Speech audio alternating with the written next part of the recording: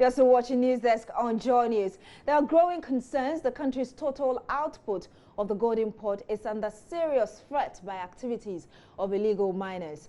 Some cocoa farmers continue to lament the country's most important cash crop will no longer be a major foreign exchange earner if strenuous efforts are not made to reverse the trend.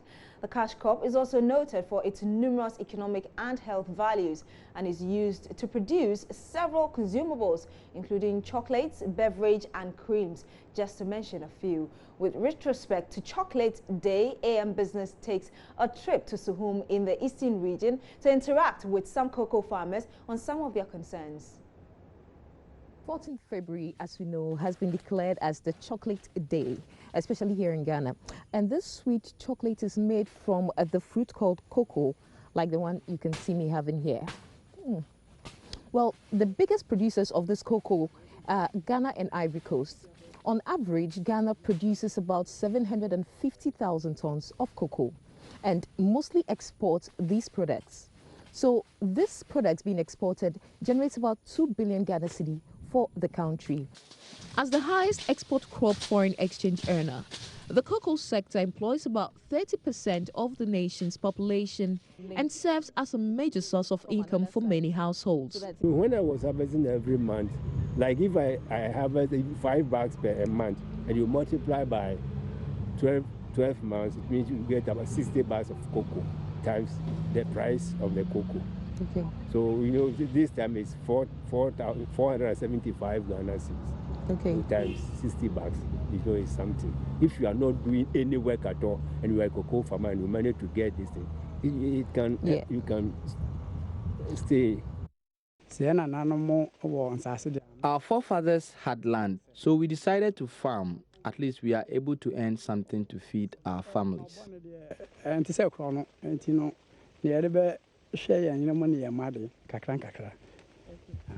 So far, over 50 million seedlings have been distributed to farmers under an initiative of Cocoa Board in a bid to maintain good yields in the farmlands across the country.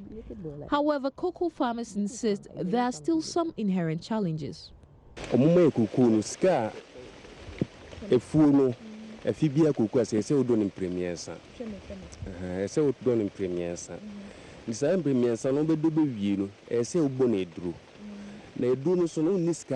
Every year, we must spray our farms 3 times, but we don't have the money. We also hear they are distributing fertilizers, but we, the small-scale farmers, never get some. We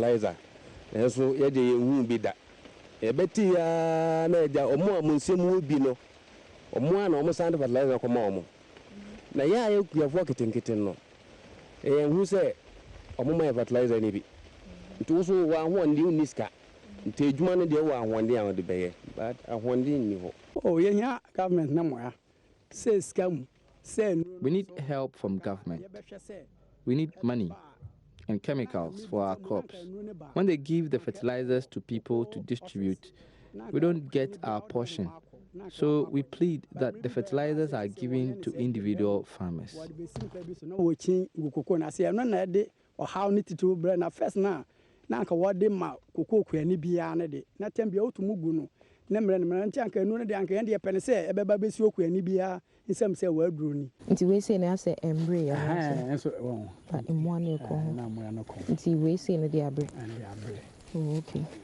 that's cool. What would it do for the?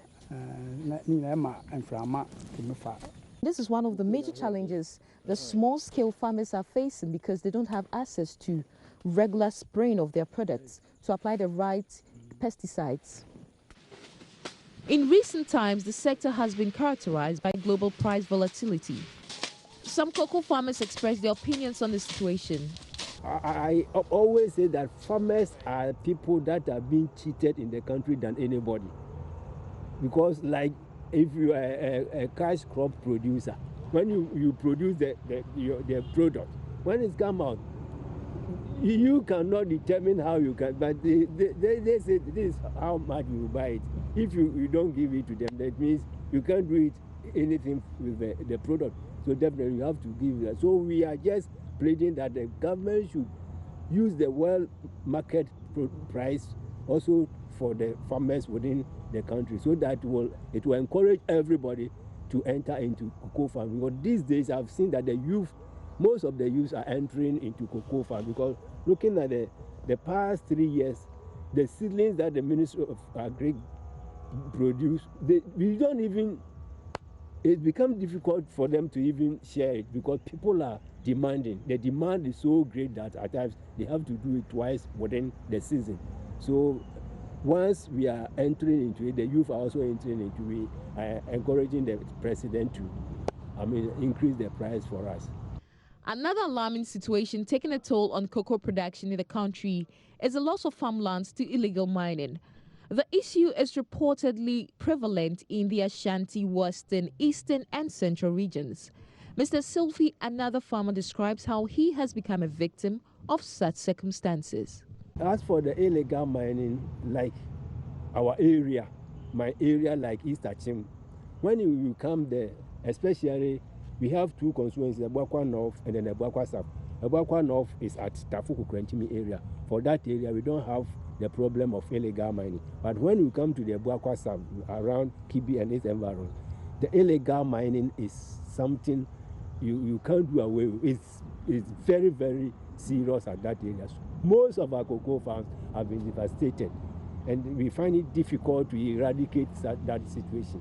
It is a very big canker that we are trying to eradicate, but we have tried all possible means.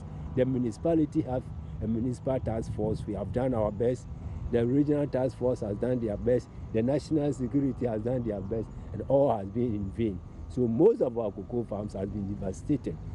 As I'm speaking to you, at my area, the farm that I used to get the award, the illegal miners are just at the boundary of that cocoa farm. So to tackle the menace, however, the Minister Designate for the Western Region, Dr. Kweku Afriyie, outlines some measures his office will initiate to combat the issue.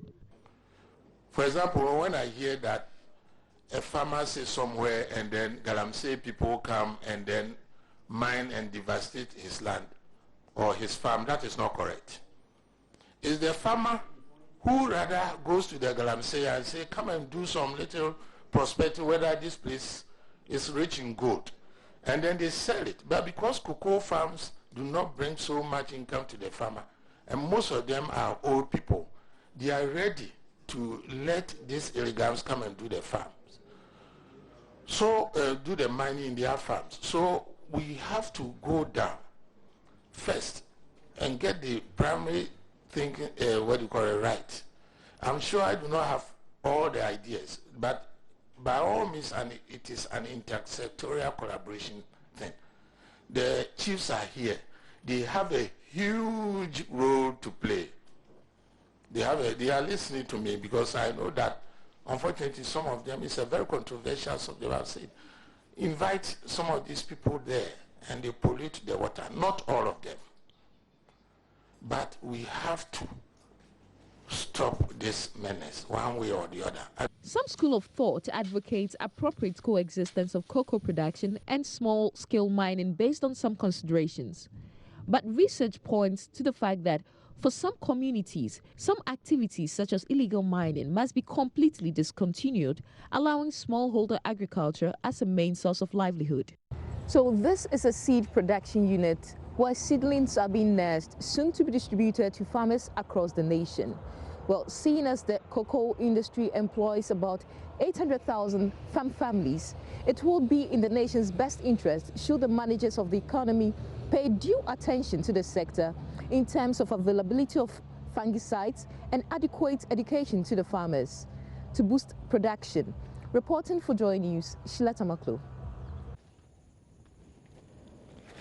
You're still watching News Desk on Joy News. Up next is Business with Emmanuel Abuajiriafe. Stay with us.